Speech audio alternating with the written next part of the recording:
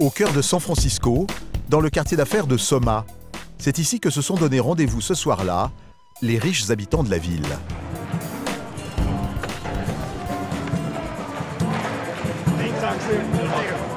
Ce soir, c'est l'inauguration du 181 rue Fremont. C'est le nouveau gratte-ciel de luxe de San Francisco. Ça va être une super soirée. Joel Goodrich a 60 ans. C'est le roi de l'immobilier à San Francisco. Il est spécialisé dans les propriétés de très grand luxe. Cette tour d'habitation est la plus haute de toute la côte ouest des États-Unis. Elle fait 250 mètres de haut et compte 54 étages. L'agent immobilier est invité à son inauguration.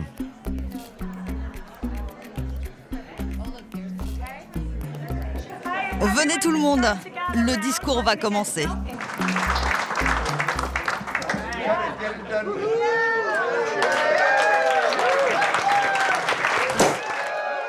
Pour l'occasion, la bonne société de la ville s'est donné rendez-vous autour du champagne et des petits fours. Et félicitations! Merci. Cette journée est vraiment très excitante. C'est incroyable. Il n'y a pas un appartement dans l'immeuble à moins de 6 millions de dollars, réservé aux très très riches. À San Francisco, il y a les grandes familles historiques de la ville, très impliquées dans la vie culturelle. Mais il y a aussi beaucoup de gens du monde de la tech, des grands patrons et des jeunes créateurs de start-up. Ce qu'achètent les clients, c'est cette vue imprenable sur la baie de San Francisco. Une des plus belles du monde, avec ses ponts vertigineux et son trafic maritime. L'immeuble est devenu la coqueluche des businessmen 3.0. C'est le cas de Bob Pritt et de son ami. Il dirige un fonds d'investissement spécialisé dans la haute technologie. Waouh, quelle vue! On arrive même à voir les avions qui décollent de l'aéroport d'Oakland. On voit tout ce qui se passe sur la baie. L'acheteur paye pour voir San Francisco sous tous les angles, et aussi pour le standing. Les 40 premiers étages sont réservés pour les futurs bureaux d'Instagram. Et juste à côté, Facebook a réservé l'immeuble entier. Il y a beaucoup de jeunes gens, beaucoup d'activités. C'est vraiment un super endroit. Il y a 103 milliardaires actuellement dans la région de San Francisco. Et dans le top 10, il y en a 7 qui sont des patrons de la haute technologie.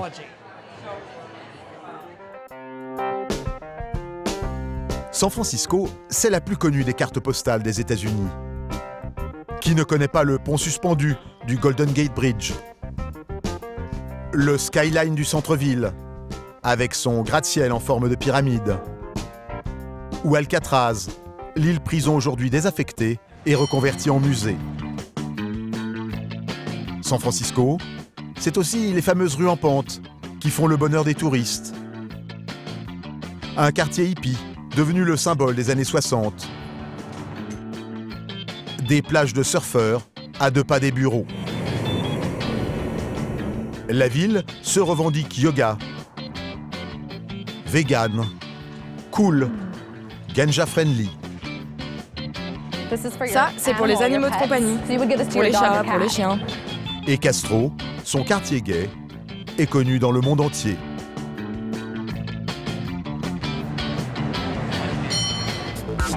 Mais aujourd'hui, tout a changé. Si la ville est célèbre, c'est qu'elle est devenue une capitale technologique, où s'invente le monde de demain. Mais qu'est-ce qu'ils font ces mecs? Ils ont créé le site internet le plus visité au monde, mais personne ne les connaît. C'est ici, dans un rayon de 50 km dans la Silicon Valley, que sont nés les géants du net, Google, Apple, Facebook. Les babacool ont cédé la place aux ingénieurs et aux golden boys. Ici, un bon ingénieur, c'est facile 200 000 $. Les entrepreneurs les plus fantasques font fortune en quelques années. Regardez ça, c'est le trône de Toutankhamon. Les salaires sont devenus fous et les carrières peuvent décoller en quelques mois. On a levé 3 millions de dollars. Bon, un an après, on a levé 10 millions de dollars. Un an et demi après, on a levé 66 millions de dollars. Mais sur ces trottoirs, c'est la ville des États-Unis qui concentre le plus de misère au mètre carré. Quand ils deviennent violents, je dois me protéger, partir et appeler la police. Excusez-moi, je vais vous demander de reculer. Enquête dans la capitale 3.0 des États-Unis.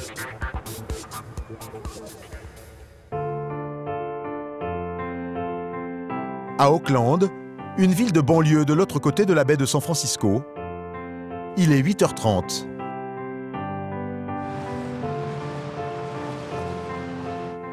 Joachim est ingénieur et français. Il démarre sa journée.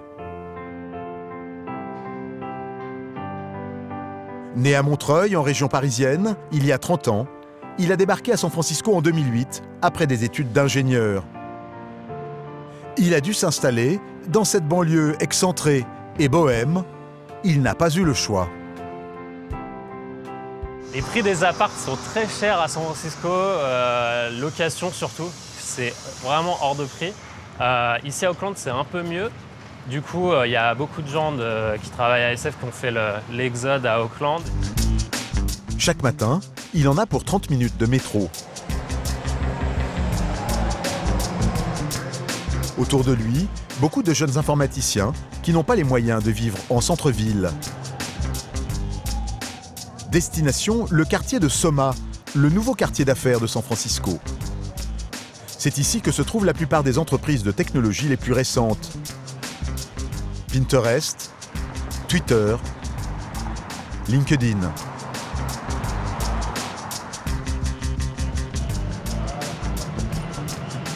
Joachim, lui, travaille chez Twitch. C'est ici, c'est là que je bosse. On peut le voir. Notre petit logo là en plein milieu de SF. Twitch, ce nom ne vous dit peut-être rien. C'est le leader mondial des sites de vidéos en streaming. Ce géant du net vient tout juste d'inaugurer ici son tout nouveau siège social à la place de l'ancienne bourse de San Francisco. Un bâtiment tout en verre et en acier, de 9 étages, que les touristes viennent prendre en photo, jusque dans le hall d'accueil. Le bâtiment abrite 1000 employés. Salut tout le monde. Moyenne d'âge moins de 30 ans, look totalement libre. On peut même venir travailler avec son animal de compagnie. Elle a peur de la caméra, on dirait. On y travaille dans de grands open space, décorés de bandes dessinées et d'écrans vidéo. Au rez-de-chaussée, il y a 4 salles de jeu. À disposition un peu partout dans les bureaux, des boissons fraîches et des barres chocolatées gratuites. Comme dans la plupart des startups de la ville, la cantine elle aussi est gratuite, même le week-end.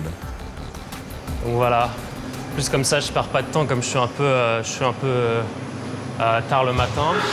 Je me prends juste un comme ça. Celle-là c'est jambon fromage, une tuerie. Incroyable. Hop, prends ça. C'est vrai qu'ils font tout pour que tu restes le plus longtemps au boulot possible.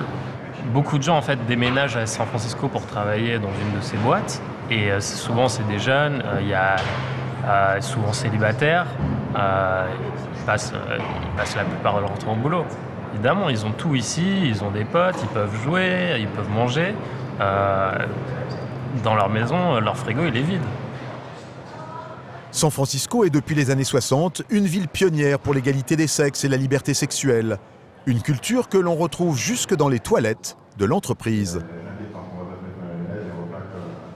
On juge personne ici, donc si t'as pas envie de choisir homme ou femme, et t'as une troisième solution. Comme ça, tout le monde est content. Joachim travaille au 8e étage, l'étage des ingénieurs. Alors, le matin, je fais un effort, je m'assois pas tout de suite. Ça, c'est un petit luxe qu'on a ici, c'est qu'on peut choisir de bosser debout ou assis. Et il paraît que c'est bon de bosser debout. Je vais me faire ça un peu le matin. Parmi ses collègues, un peu tous les genres.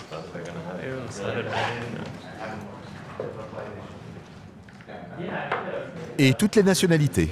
Tout le monde vient d'un peu partout. Espagne, Canada, Portugal. Et toi, tu viens d'où au fait? Ah, je m'attendais à celle-là. Pakistan. Pakistan, there you go. And, Un Américain. Twitch est un site internet qui permet de regarder des joueurs en train de jouer à des jeux vidéo. Ces joueurs, on les appelle les streamers. Chaque joueur a sa propre web TV. Et voilà à quoi ça ressemble. Plein écran, le jeu lui-même. Et dans le coin à gauche, le joueur en train de jouer.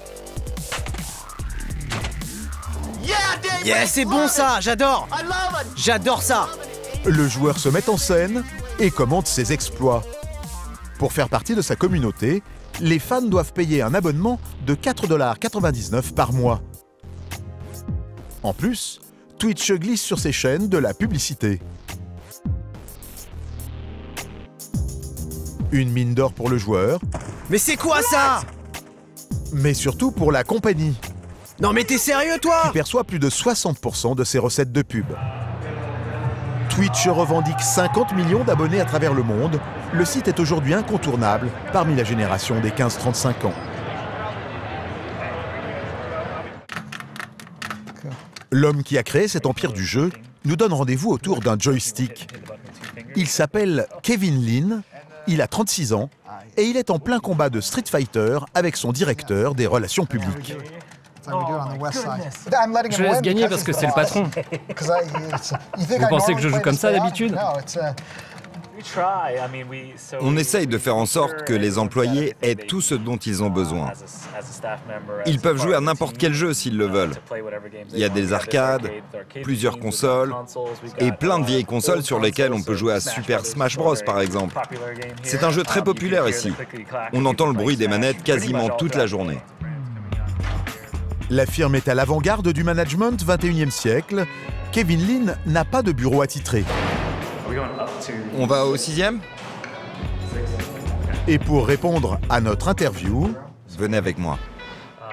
Cela se passe dans une simple salle de réunion, au milieu de ses équipes.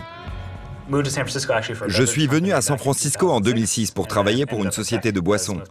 J'ai fini par travailler dans la technologie. C'est là que j'ai rencontré Justin, Emmett et Michael. Et on a créé Justin TV. Twitch, c'est l'histoire de 4 copains passionnés de jeux vidéo. Kevin Lin est le second à droite. Pour s'amuser, il filme et diffuse en direct sur Internet les parties du meilleur d'entre eux, Justin Can. Leur web TV s'appelle Justin TV. Le succès est immédiat dans le milieu des joueurs. Salut à tous, c'est Rachel. J'ai derrière moi l'équipe de Justin TV. Toutes les personnes qui jouent en ligne connaissent Justin TV. On a eu l'idée de créer une pause publicitaire. Le joueur n'a qu'à appuyer sur un bouton pour faire une pause dans son jeu s'il doit aller manger ou autre. De la publicité apparaît alors sur sa chaîne et il gagne de l'argent grâce à ses pubs. Le joueur n'est pas le seul à gagner de l'argent.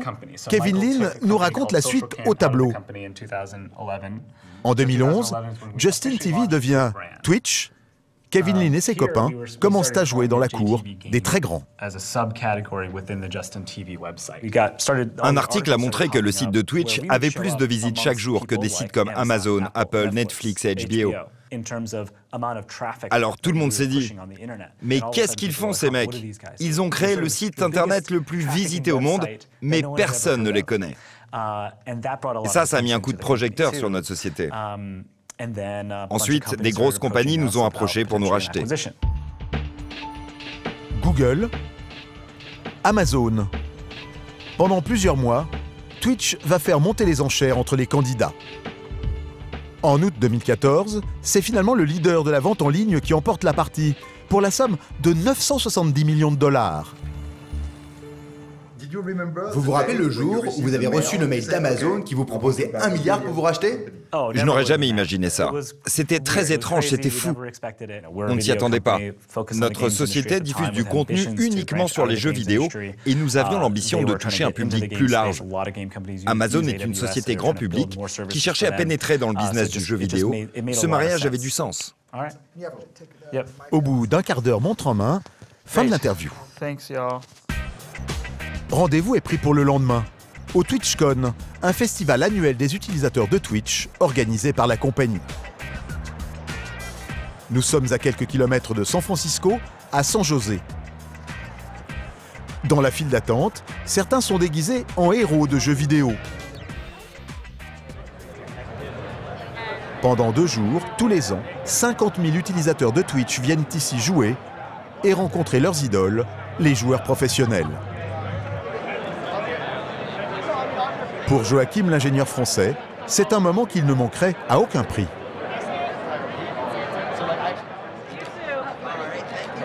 C'est l'occasion, une fois par an comme ça, pour les viewers, en fait, de rencontrer leurs idoles qui regardent tous les jours sur leur téléphone ou sur l'ordi. Et c'est assez magique de finalement les voir en chair et en os et de pouvoir partager un petit moment avec eux. Il faut s'inscrire et faire la queue parfois 1 heure pour avoir le droit de passer 1 minute avec son joueur favori. Cette jeune femme s'appelle Ava GG. Voilà sa web TV. La voilà quand elle joue. Et voilà comment elle se met en scène. Elle affiche 355 000 followers. Le divertissement, c'est un business. Certains vont s'en sortir très bien, d'autres essayent et n'y arrivent jamais. Il faut de toute façon beaucoup travailler. Mais tout le monde ne peut pas devenir riche sur Twitch. Combien d'argent gagnez-vous chaque mois grâce à Twitch? Non, je ne vais pas parler de ça. Ce que nous apprendrons, ce sont les gains de ce joueur aux cheveux fluo. Le joueur numéro 1 au monde, 12 millions de followers. Il a 27 ans et gagne près d'1 million de dollars par mois en jouant devant les caméras de Twitch. Vous êtes 2 millions à me regarder en direct en ce moment. Vous êtes incroyable. Devenu une star grand public, bien au-delà des amateurs de jeux vidéo, c'est lui qui anime cette année le show annuel du Nouvel An sur Times Square, à New York, un événement normalement réservé aux grands noms du showbiz.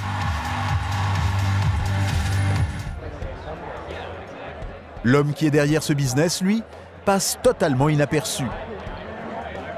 Incognito, Kevin Lin, le big boss, vient faire le tour du propriétaire. Et au passage, saluer quelques vieilles connaissances.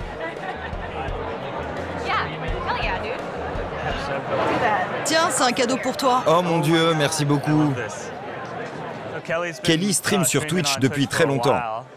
Au départ, c'était des jeux, et maintenant, elle fait de l'art. Oui, je streamais déjà de l'art sur Justin TV. Wow, c'était l'ancien temps. Kelly Toki est illustratrice de jeux vidéo. Elle fait partie de l'aventure Twitch depuis le premier jour. On était juste une bande de gamins. On traînait en after-party. On s'amusait, on partageait nos idées. On partageait les mêmes idées, on voulait s'amuser et se faire de nouveaux amis. Et maintenant, on fait partie de cette industrie à 1 milliard de dollars. C'est complètement dingue. C'est vrai que ça les vaut. Je comprends. Cet accès à la culture jeune, Amazon s'est dit, il nous la faut. Kevin Lin et ses associés auraient empoché chacun, selon nos estimations, près de 125 millions de dollars pour vendre leur entreprise. Un exemple qui donne des idées à beaucoup de gens en Californie. Dans la région de San Francisco, il y a 60 000 Français, 20 000 travaillent dans la technologie. Et parmi eux, il y en a une qui va plus vite que les autres. Elle s'appelle Mathilde Collin et elle a 29 ans.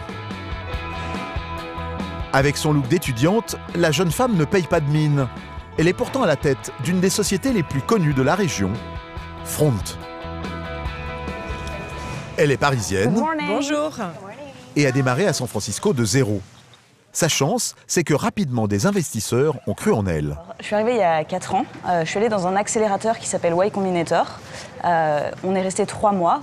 Après les 3 mois, on a levé 3 millions de dollars. 1 an après, on a levé 10 millions de dollars.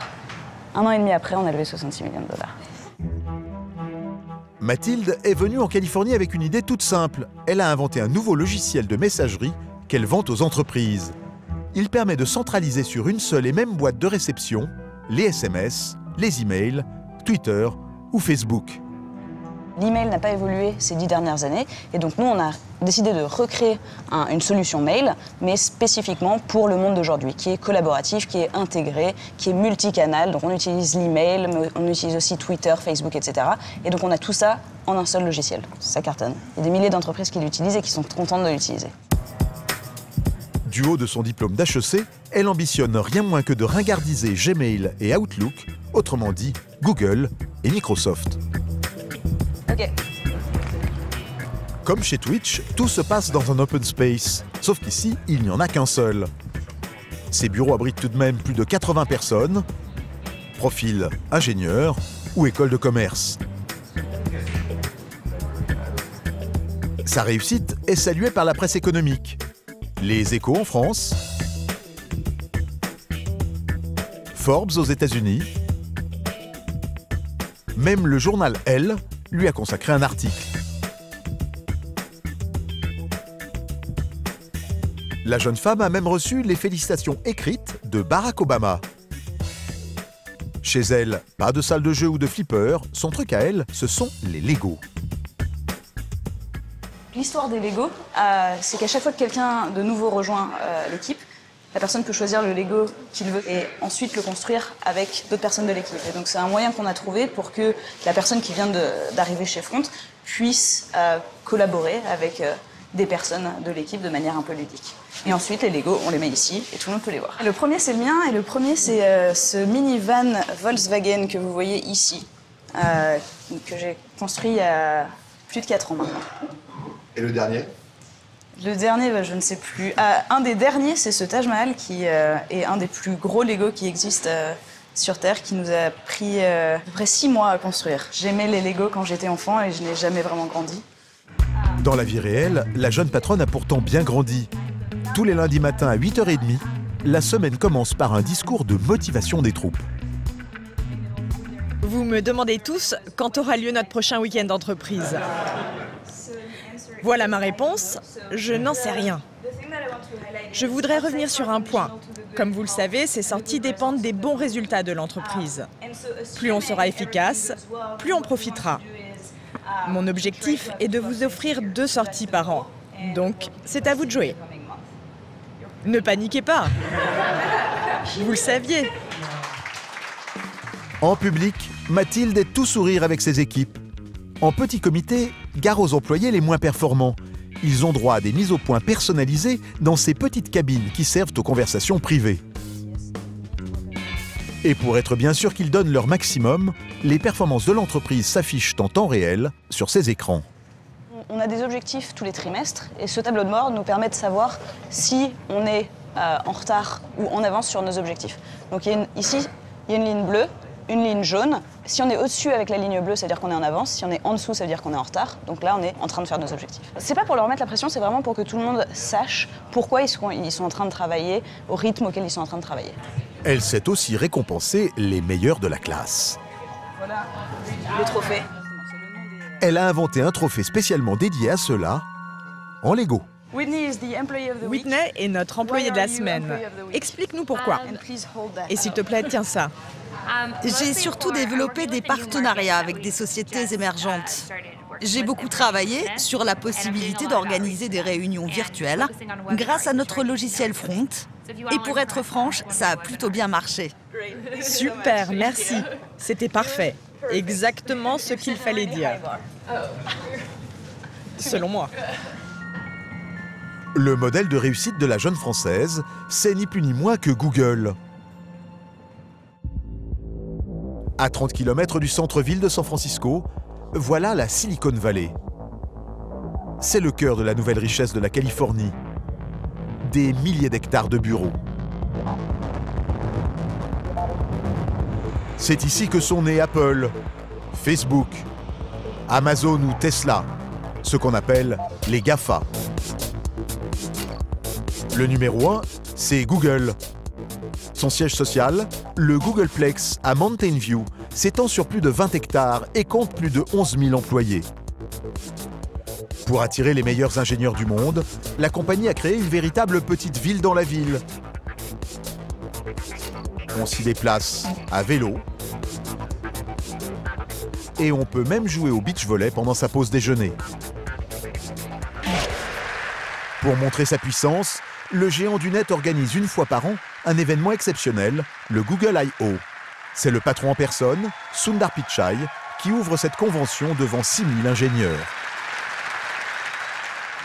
Merci à tous d'être venus. Nous allons vous présenter toutes nos nouveautés. Nous y retrouvons Joachim, notre ingénieur français de chez Twitch. Il vient ici chaque année.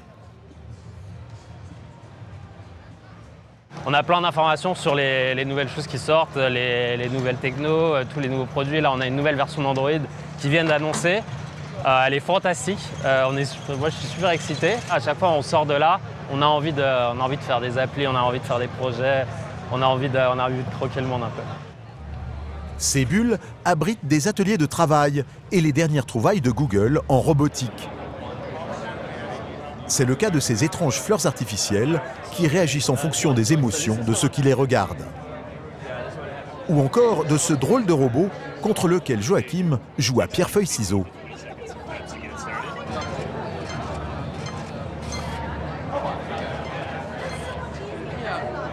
Et voilà, il a fait ciseaux quand t'as fait feuille. Ça y est, 2-1, j'ai perdu? Super ton projet. Pour améliorer le site de Twitch, Joachim a besoin de tout savoir des dernières trouvailles de Google. Bonjour, content de vous rencontrer. Cet ingénieur est un spécialiste de la réalité augmentée, une technologie qui permet d'intégrer de la 3D dans son téléphone. Ah, j'aimerais bien l'essayer. Ok. Tu vois le plan, et du coup, ça c'est complètement interactif. Pardon. Tu peux voir la forme bouger. Donc tu peux imaginer ça avec un poster du nouveau film qui va sortir. Et bam, c'est le héros qui sort et qui te dit « viens voir !» Ici, on vit déjà dans le monde de demain. Quand j'étais en France et je voyais les nouveaux produits sortir, les nouvelles startups, etc., j'avais toujours l'impression d'être un peu derrière, d'être un peu en retard. Alors qu'ici, on est au front, on est les premiers. On invente les choses ici. Mais si Joachim vient chaque année, c'est surtout pour y retrouver un de ses amis. Ok, mon pote m'a répondu, on va aller le voir. Il est en train de se préparer là pour son talk, mais je pense qu'on peut lui faire un petit coucou. Il s'appelle Romain Guy et il fait le show sur la grande scène. Arrivé il y a 12 ans pour un stage à San Francisco, c'est aujourd'hui un des cadres supérieurs de Google. Les deux hommes se connaissent depuis leur arrivée à San Francisco. 160 pages. Ça fait longtemps que je te suis et que je regarde des trucs où je suis toujours impressionné de autant de savoir que tu as. Et du coup, quand je suis arrivé ici, comme on est français, voilà, on se retrouve, etc. Du coup, on a discuté et voilà, maintenant on est potes, et donc c'est vraiment sympa. Étant en charge d'équipe chez Google et ce genre de choses, moi j'ai plus trop les mains dans le code, enfin un peu moins qu'avant. Donc je viens surtout présenter les choses qu'ont fait les autres, mes collègues qui restent au travail et qui ont fait tout le gros boulot en fait. Et c'est aussi une façon pour nous d'inspirer les développeurs, ça se dit en français ça? Ouais, complètement. Je vais faire mon Jean-Claude Romain. Inspiré, mais surtout débauché. Chaque année, Romain Guy tente de convaincre son ami de le rejoindre chez Google. Je veux pas... C'est trop loin de San Francisco. Je peux pas te dire, ça prend 2 heures de venir ici. Non, mais c'est toujours...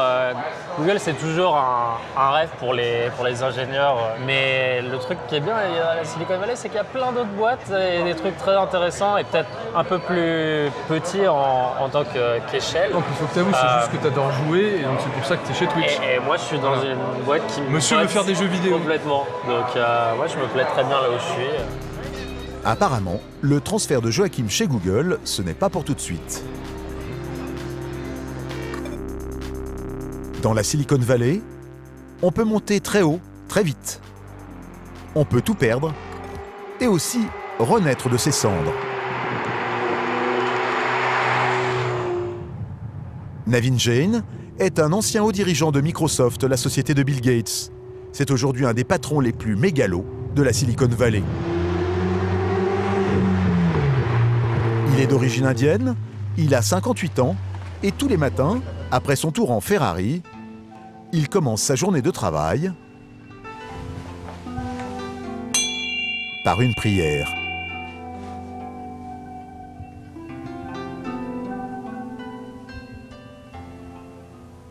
Ce n'est pas juste le fait de prier.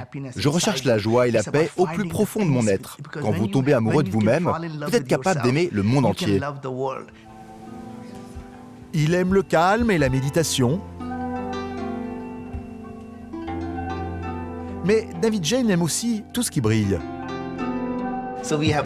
J'ai des antiquités de Polynésie, des palmiers et aussi des magnifiques statues italiennes en marbre. Tout ça fait que cet endroit est vraiment paisible. Regardez ça, c'est le trône de Toutankhamon. C'est une réplique totalement fidèle. Il en existe vraiment très peu dans le monde.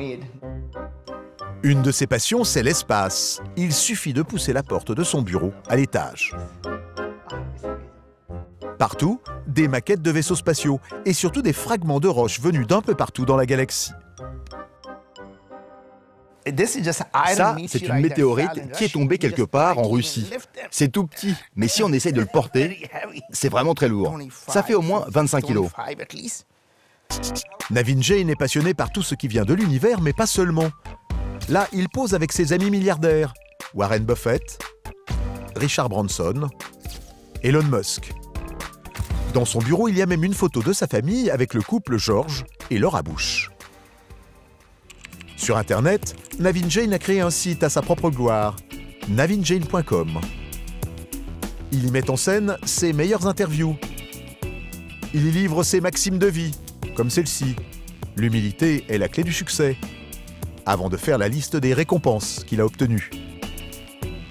Il y a même un lien vers un film qui raconte sa vie. Comment devenir milliardaire. How to be a billionaire. Dans la réalité, sa biographie est plus controversée. Hello, I'm Bill Gates, chairman of Microsoft. Dans les années 90, aux côtés de Bill Gates, il a été un des patrons de Microsoft et un des inventeurs de Windows. Il se met ensuite à son propre compte et crée InfoSpace, une des premières sociétés à fournir des contenus pour les téléphones mobiles. Après une croissance fulgurante, sa société fait faillite et il est condamné par un tribunal pour avoir floué ses actionnaires. Aujourd'hui, il a trouvé un nouveau cheval de bataille, le business de la santé. Personne ne devrait souffrir dans le monde. Plus personne ne devrait mourir du cancer, ni de maladies chroniques, ni encore plus de maladies mentales. Les gens n'auront plus de diabète, ni de maladies auto-immunes. On ne peut plus attendre que ça arrive. Il faut créer ce monde ensemble. Navin Jayne a installé ses bureaux à Mountain View, à 2 pas de Google et Facebook.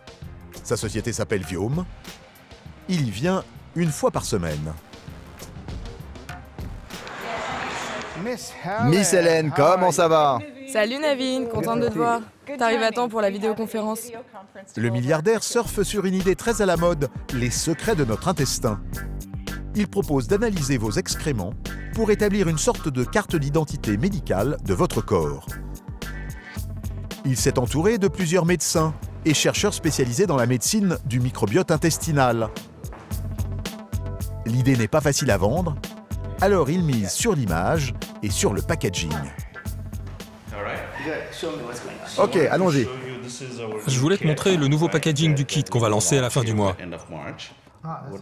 Ah, c'est super. J'adore ce truc magnétique. J'adore aussi la couleur. Et à l'intérieur se trouve notre kit intelligent pour intestin. C'est vraiment très simple.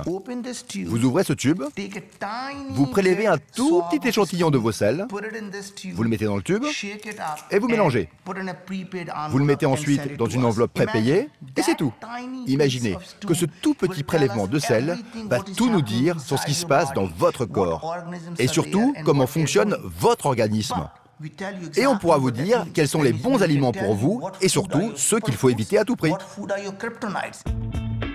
Tout se passe sur Internet. Pour 399 $, vous recevez diagnostic et prescription sur votre smartphone. Ce jour-là, Navin Jayne doit rencontrer de gros investisseurs intéressés pour s'associer à son aventure. Sa femme l'accompagne. Salut, content de te voir. Bienvenue à bord, Navin. Le milliardaire a rendez-vous à 2000 km de San Francisco. Il a loué un jet pour l'occasion.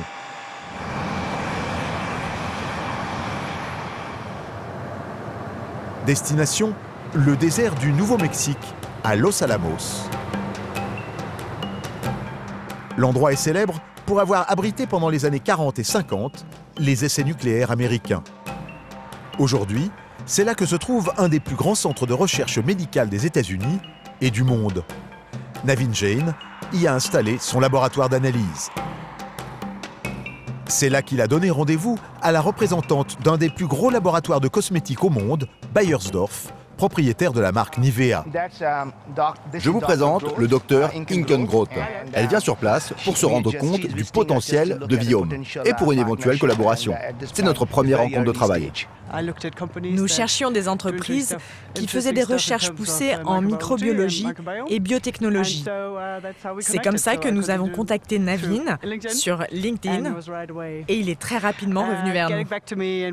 Et maintenant, nous sommes là. Ah, les échantillons du jour sont arrivés. Ce sont les échantillons? Du caca tout frais. Ça vient de nos clients. Comme vous pouvez le voir, nous recevons beaucoup d'échantillons. Celui-ci vient d'Ontario, au Canada. Et celui-ci d'un peu plus loin, d'Angleterre. La firme reçoit chaque jour environ une centaine de ces enveloppes pleines d'excréments venus du monde entier.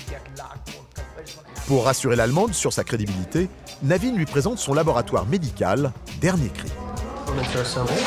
Bonjour. Son objectif, c'est de convertir le groupe allemand spécialiste de la beauté à ce business moins glamour.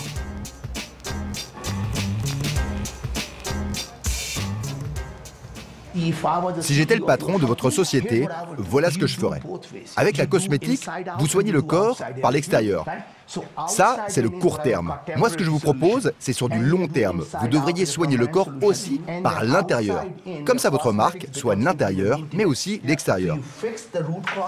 À la fin de la visite, c'est l'heure de parler business. On peut couper là, s'il vous plaît? Je pense que ça doit rester privé. Pendant 2 heures, Navin Jain va exposer dans les moindres détails son projet de partenariat avec la marque allemande. Et apparemment, il est convaincant. Navin est très impressionnant. C'est un homme passionné qui croit tellement en son idée qu'il en devient contagieux. Dès qu'il vous parle, vous êtes conquise et vous voulez travailler avec lui. Selon nos informations, les négociations entre Viome et le groupe Beiersdorf n'ont pas encore abouti.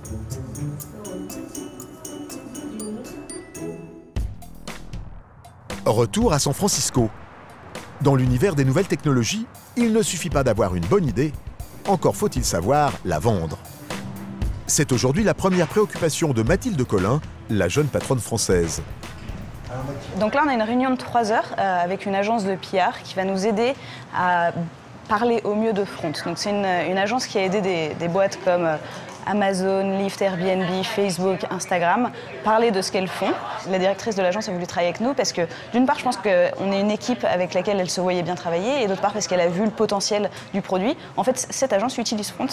Becky Porter est une des communicantes vedettes de l'industrie de la technologie. Mais quand Mathilde Collin rentre dans la pièce, c'est devant elle que tout le monde se met au garde à vous. Hi, Ariana. Hi, Mathilde. So nice to meet you. Kimmy. Nice to meet you. Good to see you. Bonjour. Bonjour, comment ça va? Tout le monde a quelque chose à manger? Mathilde est une personne brillante, c'est une vraie rockstar. C'est une personnalité très reconnue ici à San Francisco, car elle a fait une percée fracassante sur un marché qui avait besoin d'un coup de dépoussiérage. Nous sommes vraiment très excités de travailler avec cette équipe. Merci. Mathilde, je me trompe ou vous avez rougi? Ça vous fait plaisir qu'on vous complimente de cette façon? Ça me fait plaisir. Pendant 2 heures, les communicants et la Française vont brasser des idées. Chaque mot est pesé, malaxé dans tous les sens. Mathilde ne sait pas encore ce qu'elle veut, mais elle sait déjà ce qu'elle ne veut pas. Je n'aime aucune de ces propositions. Je trouve que le mot « joie » est mal choisi, car il renvoie trop aux émotions. Et comme je l'ai déjà répété, je veux un message concret et impactant. C'est très important. Oui, je comprends. On va ajuster nos propositions selon vos envies. J'ai déjà quelques options en tête.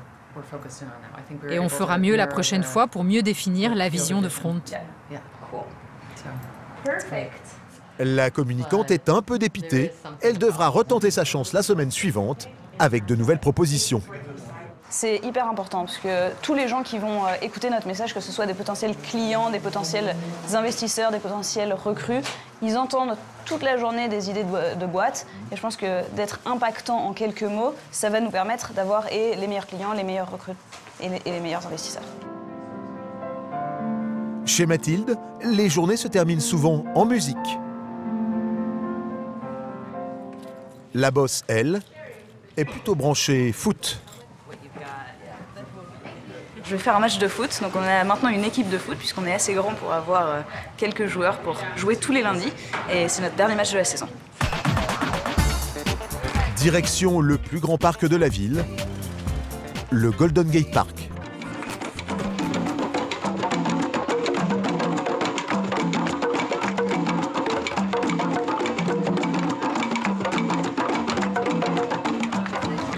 Waouh, ça va être génial! L'entreprise de Mathilde participe tous les lundis à un tournoi de football qui oppose les startups de la ville. Arrêtez les gars, vous voyez bien que j'ai fait exprès. En plus, je l'aurais eu la reprise de volée. Même au football, la patronne se prend un peu au sérieux. On joue contre Twitch, qu'on a déjà rencontré. On a fait match nul, donc ce soir on espère gagner. Et ce soir, après un match difficile, son équipe gagnera 2-0 contre Twitch.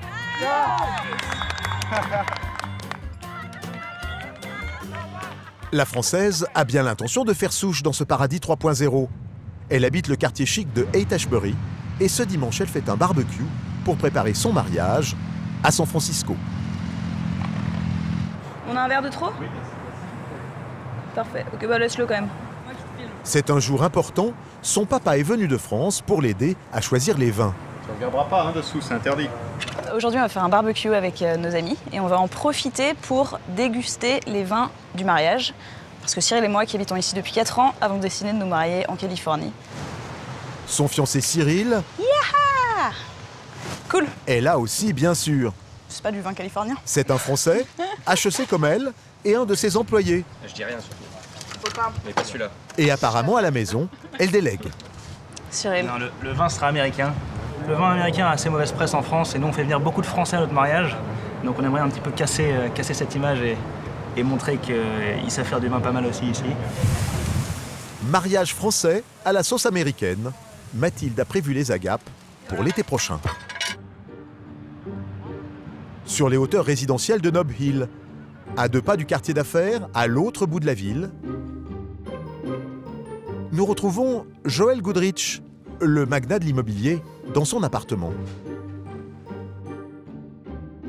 La vue est à couper le souffle, la déco aussi. Cet appartement a été publié plusieurs fois. Le dernier article titrait « Versace rencontre Versailles dans le ciel ». J'ai choisi une architecture plutôt classique. Par exemple, ces colonnes iconiques. Les peintures et la décoration font penser au musée du Louvre. Et la salle principale a été entièrement pensée pour faire des réceptions le soir. Ça brille et c'est doré. À San Francisco, personne ne connaît mieux l'immobilier de luxe que Joel. Cet ancien patineur artistique et mannequin dans sa jeunesse cumule près de 750 millions de dollars de ventes. À San Francisco, on a des biens qui sont vraiment très très chers. Des appartements qui se vendent 30 millions de dollars, ou encore des maisons à plus de 40 millions de dollars. L'immobilier de luxe est un marché très concurrentiel. Alors pour rester numéro 1, Joel doit sans cesse faire le buzz.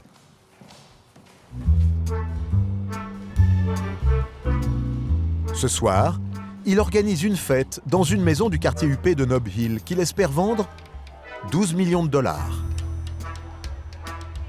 La voilà. La bâtisse est immense.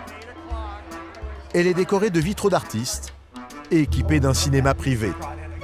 Elle a appartenu à Nicolas Cage, l'acteur oscarisé. L'agent immobilier a engagé un décorateur et acheté des meubles spécialement pour la soirée. Son but, c'est que la fête soit mémorable. Bienvenue à tous pour une soirée super glamour. Ma collègue Anne et moi-même, on vous remercie d'être venus. On vous a prévu plein de surprises. Et ça commence par un défilé de mode d'une créatrice hyper branchée. Le roi de l'immobilier a même payé pour ce petit show de mode. Il a surtout invité tout ce que son carnet d'adresses compte de jet-setters, de riches san-franciscains et d'influenceurs. En retard, mais c'est à cause de la robe. Ça valait le coup, elle est superbe. Je te présente Ted, c'est le propriétaire de la maison. Parmi les invités, Valérie Orsoni, une Française installée à San Francisco depuis 17 ans, coach sportif pour milliardaires et habituée des réseaux sociaux. Je me sens bien parce que j'ai une jolie robe. Ça tient pas à grand chose parfois le bonheur, c'est un peu superficiel. Mais... Et en plus, bien, Mathilde, la danseuse étoile du ballet de San Francisco, qui est française en plus, donc voilà. En tout, Joël aura dépensé près de 200 000 $ pour organiser cette soirée. On a montré la maison aux influenceurs les plus populaires de la ville. C'est une publicité formidable, la meilleure possible. Ce soir, certains invités ont demandé à revisiter la maison en privé. Si certains dépensent jusqu'à 10 millions pour un collier en diamant, pourquoi pas 12 millions dans une maison?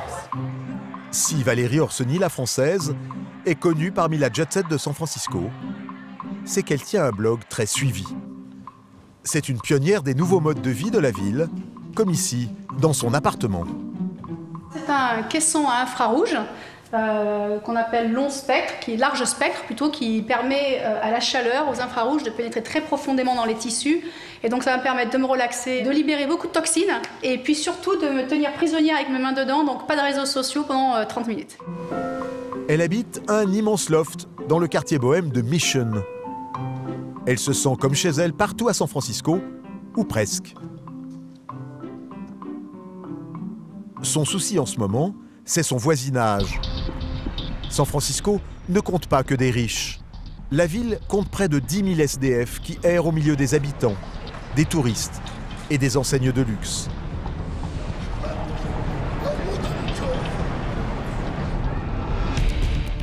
Ils vivent dans des tentes, attirés par le climat et la tradition de tolérance de la ville.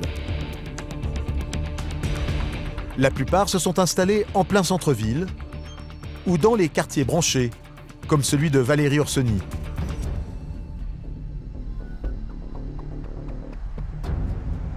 Avant, ici, c'était couvert de tentes et c'est un énorme trafic de drogue et de vélos volés.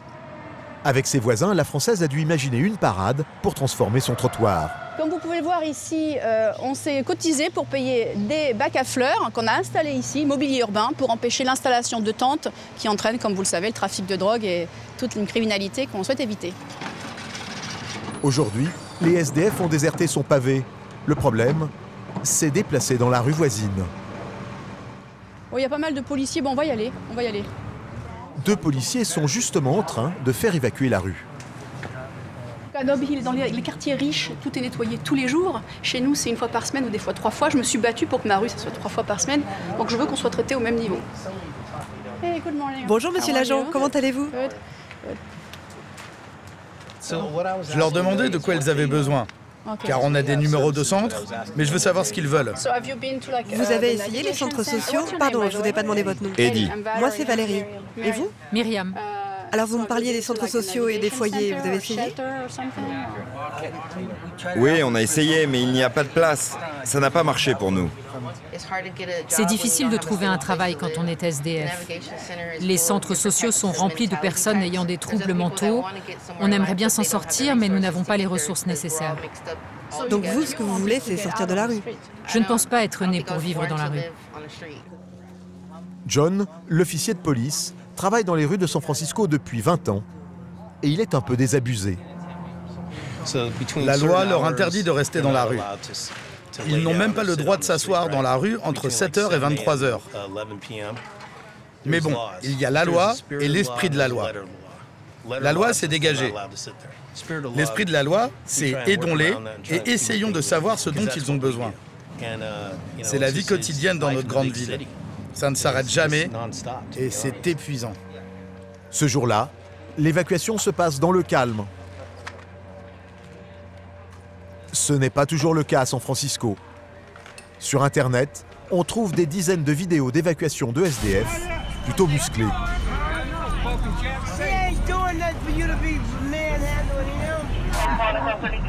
Excusez-moi, je vais vous demander de reculer. Sur cette vidéo, filmée quelques jours auparavant, dans le même quartier de Mission, on voit les employés municipaux embarquer sans état d'âme les affaires d'une SDF, tandis que les policiers la tiennent menottée. Nous montrons ces images aux policiers. Peu importe qui a filmé ça, il filme seulement une partie de l'intervention. C'est typique des vidéos anti-flics. Ils ne montrent pas la prise de contact avec le SDF. Ils font toujours pareil. Ils attendent que l'on fasse usage de la force. Je peux vous dire que ce gars n'a jamais utilisé sa matraque. Non, jamais. Moi non plus, parce que nous, on est lutteurs. On est des catcheurs, on les attrape avec nos bras. On n'a jamais fait usage de la force, on n'a jamais de matraque ou quoi que ce soit. Nous avons retrouvé l'auteur de cette vidéo. Son association est basée à Tenderloin, là où se concentre la misère des rues de San Francisco, à quelques blocs seulement des locaux de Twitch. Kelly Cutler est une militante d'une association de défense des sans-abri. Certains disent « j'ai payé 5 millions de dollars pour mon appart, je ne devrais pas voir des pauvres en bas de chez moi. Je veux que mon quartier soit nettoyé », c'est ce qu'ils disent. Alors ils écrivent au maire, ils appellent la police, ils appellent beaucoup la police. Mais les gens ne disparaissent pas pour autant. Ils passent de trottoir en trottoir, car ils n'ont nulle part où aller. San Francisco est la ville la plus inégalitaire des États-Unis, devant New York ou Miami. Pourtant, la région à elle seule pèse 720 milliards de dollars de PIB. C'est la 12e puissance économique du monde.